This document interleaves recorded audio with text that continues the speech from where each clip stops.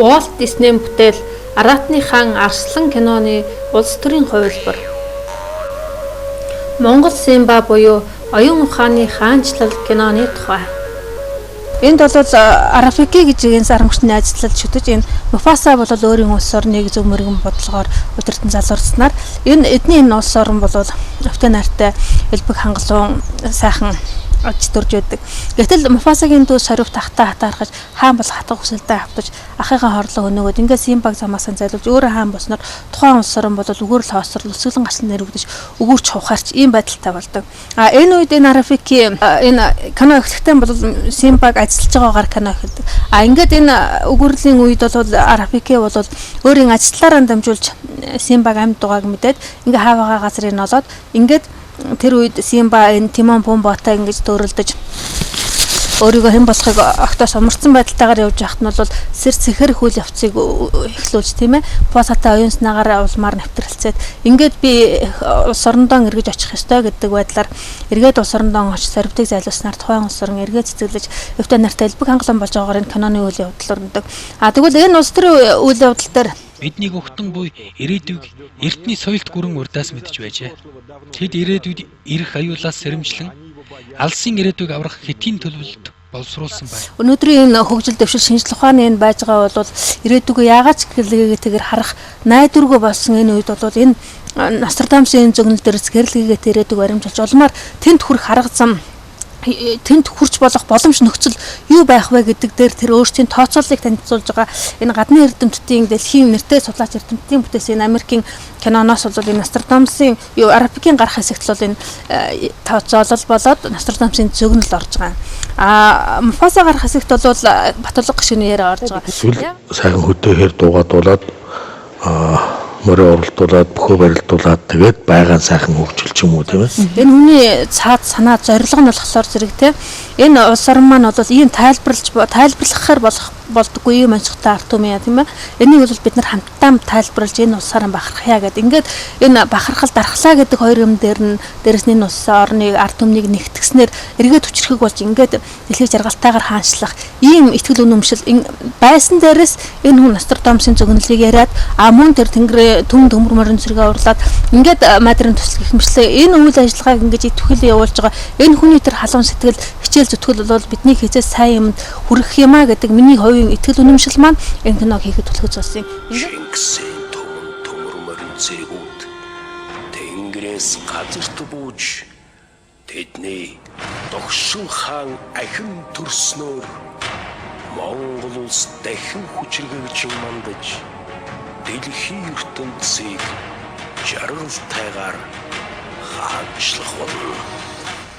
Симба түүний нөхдийн дүрд бол одоо энэ жавхлан дэргүүтэй 10 хүн орсон байж байгаа. Эднэр бол өнөөдрийн дэлхийн мухардлаас бол хүндрэлтэн нэг монголчууд гарах юмаа гэдэг энэ агуу үзлээр хөдөлсөн ийм хүмүүсийн манлайд бол жавхлан дууч маань яхаар горн ягаад гэвэл энэ хүн маань хамаг Монголын хүрээгээр хөдөлчихсэн хамгийн цогтой тэмцэгч хамгийн чангаар дуу хоолойгоо илэрхийлж байгаа энэ хүн. Тэгвэл энэний залгамж халаа болж одоо мөн өсвөрийнхэн маань бун ямар галтай цогтой өсөр үеж тэнгийнхнээгаа уриалан дуудаж тийм ээ сэр сэхэрх энэ үйл явцад ямар хүчин чармаалтайгаар орж ийн вэ гэдэг бол энэ кинон дээр бол энэ хүүхдүүдийн дуу хоолой уран бүтээл цог дээр галтай цогтой өсвөл дийлэнх байр суурийг эзэлж байгаа. Газрууд чинь ухаад түүх чинь дөрмжлээд дээр чи суугаад хүүхд чинь булгаж аваад ингээд байж хад хэн цэжээр хамгаалж байгаа.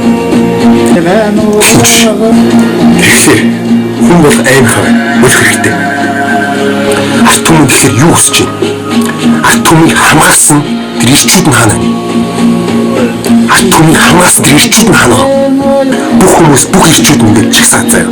Хэн Монгол улсын төлөө золиослох би ганцаар улсаа гიშиж байгаа бүгд хоншоо гიშиж байгаа би ганцаар юу хий? Ихэд арт түмнийг ойлгуулж арт түмнтэйгээ сэтгэлээрээ мэдчиж би тэгжиж аргун тийш харахад зүүн тийш харахад сайхан ирчүүд миний хажууд байжж би тийш тэмцэх болохоос хинч байхгүй. Ингээ харахад 2-3 настай бачууд юугаач мэдэхгүй. Ийм хүмүүс хажууд зогсож би юугаар тэмцэж яаж тийх? Хүүхдүүд маань ингээд ийм зорилго үргэлжлэн байхад бид нар яах вэ? Эднэрийгээ дэмжиж эднэрийнхээ болцоо нөхцөлийг бүрдүүлэхэд л одоо бидний үүрэг байхгүй. Тэгвэл тэргүй бид нар бол одоо амарчны бол одоо бэлтгэж байгаа нь харагдаж байгаа. хизээ нэгэн цагт Монголд хурж ирнэ эдгээр. Путин ч ирнэ, Хуужинтан ч ирнэ, Обама гэдэг хүн бол тэрчээд хүүхдийн арчигдаа дараагийн хэн нэгэн тухайн үед ерөнхийлөгч байгаа тэр нь ирнэ угаасаа. Ирээд дараагийн шинэ ирний бүх юм олж авах байхгүй юу? Эдрийн хизээ бид нар тэр хурдан ирэх нь дахиад бидний өөрсдөө энэ ч хэдий ч нэг хурдан учраа олохоос хамаарат байгаа. Ингээд эдний энэ гарц гаргалгаа энэ юм болол мэдээж хүндрэлтний суур философи дээрээс суур үндсэн философи танин мэдхүү дээрээс өндөрлөн босч байгаа шүү дээ. Тэгэхээр энэ дэлхийн философиг төлөөлж болоод энэ Модар эрдэнэ философчин яриа орсон байж байгаа. Дараагийн үеэс дахиад шинээр эхлэх гэдэг. Хүүхдүүд дахиад шинээр эхэлнэ, ач нар дахиад шинээр эхэлнэ. Тэр болгоныг одоо хүлээн зөвшөөрч одоо түнд одоо дэмжлэг үзүүлэх хэрэгтэй. Энэ шинийг сэтэж томыг эргэцүүлж байгаа энэ агуу хүмүүсийн төлөөлөлж ануучны маань яриа энд орсон байж байгаа. Энэ хүн маань хөгжил гэж юу юм бэ тийм ээ? Хөгжлийн тухай, өмчийн тухай, тэнгэр үсгийн тухай гэдэг ийм том сэдвүүдийг хөндөж 100 чухал сэдвүүд хөгжимсэн гэдгийг хүн бүхний оюунд хийхээс гадна юуг хөгжил гэдэг юм бэ гэдгээ юуны төрөнд их сайн тайлбарлаж өгөх хэрэгтэй. Та бид нар юуг яриад байгаа юм? Бүрэнхий л бүрхэг юм ярьдаг. Бид нар том юм. Тэгэхээр юу юм? Яг тань дээр хөгжил гэж юу юм? Яг тань яаж хөгжүүлэх гэдэг. Зөв өөрчлөлтийг хөгжил. Тэрийг л энгийн байдлаар хүмүүст ойлгох юм байхгүй. Зөв өөрчлөлтийг хөгжилт гэдэг. Ингээд буддизмын философиг төлөөлж болоод Батэрэгдмаа зохиолч яриа орж байгаа. Тэгэхээр 13 дугаар зуунд бол Монголын хаад дэлхийн бүх онцлогчдыг сонсож тань дэлхийн бүх философиг судлах танин мэдсэн дээрээс буддизмыг сонгосон байдаг шүү дээ. Тэгэхээр энэ буддизмыг төлөөлж болоод Батэрэгдмаа зохиолч яриа орж байгаа. Ингээд энгийн ард иргэдийг төлөөлж галан үндэстэн холбооны тэргүүн энэ хоёр гоо яриа орж байгаа маа. Ингээд сарив түүний нөхдийн дүрд бол ерөнхийлөгч элбэгдорж тэргүүн хамт чойжмслам энэ юу нийтлэлч баабар ерөнхий сайд сайхан бэлэг гавжлам номлогч нямсан буу гэдэг энэ хүмүүсийн яриа орж байгаа. Энэ яагаад ийм бид нар энэ атгаг муус наадны дүрд орвоо гэдэг дээр эргэлзэж байгаа бол өөртөө үүнийг үзээд өөртөө ярьсан хөрөөгөө яриа хөрөөгөө сонсож эргэцүүлэлт дүгнэлтээ хийнэцээ ингээд зөрчилтэй тал гарах юм бол эргээд ярилцъя тийм ээ. Харанхуу бүрэнхий байж байгаад гэрэл гарахаар харагдахгүй байсан юмуд харагдаад эхэлдэг шүү. Тэгэхээр хүн гэгэрнэ гэдэг чинь хардггүй байсан, ойлгодгүй байсан, мэддэггүй байсан тэр зүйлээ яах нь хараад эхлэхийг л соён гэхэлэх юм байна шүү. Үүний тулд яах ёстой хүн мэдлэг боловсролтой болох ёстой. Тийм. За мэдээж соён гэгээр бол ерөнхийдөө хүн өөрөө л жоохон бодож эхлэе ч дээ. Жоохон бодож эхэл. Суу, жоохон бод. За мэдлэгтэй хүн ба мэдлэггүй хүн хоёрыг ялгаж чаддаг болчихдог байхгүй. Соён гэгээр жоохон бодоод юмыг ингээд хүн ойлгодог болоод ирэхээр энэ хэн мэдлэгтэй хэн мэдлэггүй юм гэдгийг мэддэг болчихдог. Тийм учраас мэдлэггүй худлаа залтай сэргэлэн нөхдөдөд залдуулдаг байхгүй. Хүний хөвгөлтэй болохгүй шүү дээ. Тийм.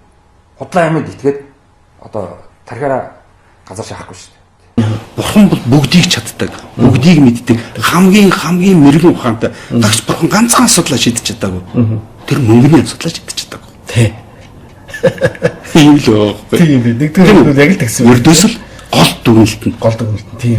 Христосмын юг суур болгосон энэ барууны соёл өнөөдөр дэлхийд аагаснараа энэ хямрал мохордлын туйлд аваад ирж байгаа бол энэ нь яг ямар үзэснаа байх вэ гэхээр зэрэг ертөнцийн эзэн бүхнийг мэдж байгаа гэдэг ингээ хувь заяаныхаа өөрөө бол хувь заяаныхаа эзэн байж тийм ээ. Хэн нэгэн ертөнцийн эзэн ямар нэгэн далдын хүчин даатах одоо оюуны залхуурал явагдаж байгаа юм уу ямар ч байсан хувь заяагаа хэн нэгэн даатгачхаа тийм ээ.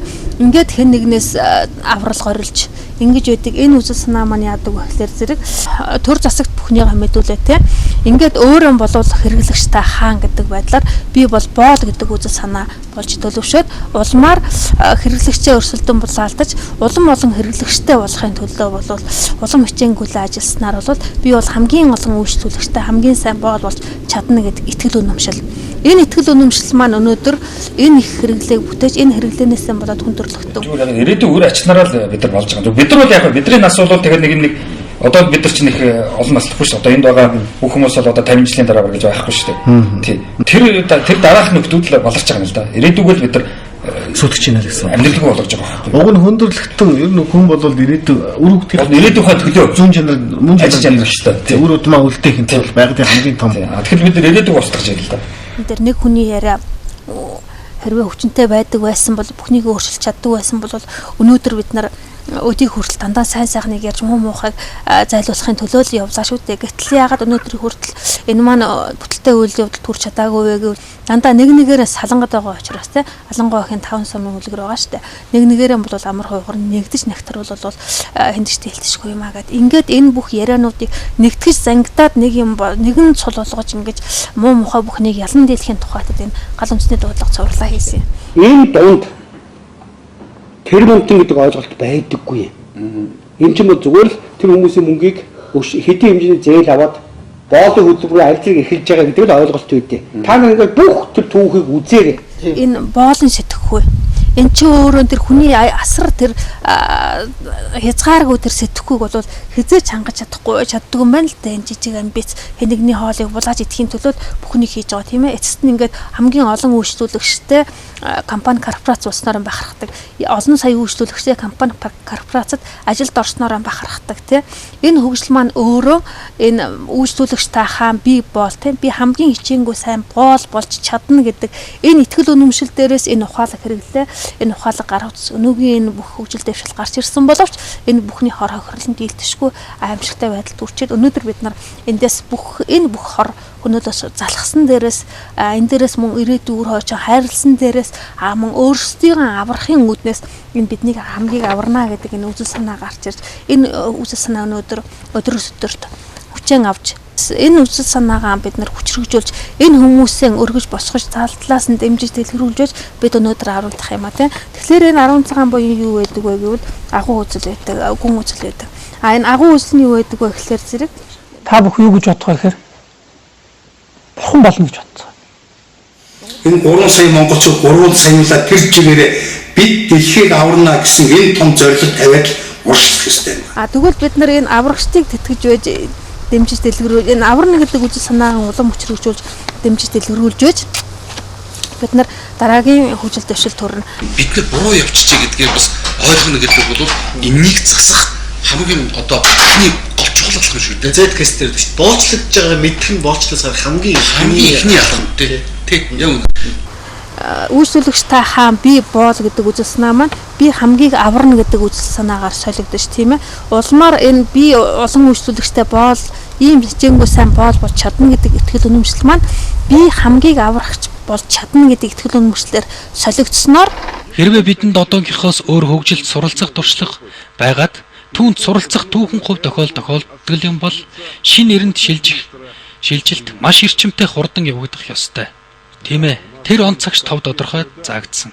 Энэ бол 2012 оны 12 дугаар сарын 21. Туршлага байснуугүй л монголчуудын хувьд бол бурхан болохын төлөө сурч боловсрч буддизмыг сонгосон 800 жилийн туршлага байгаа.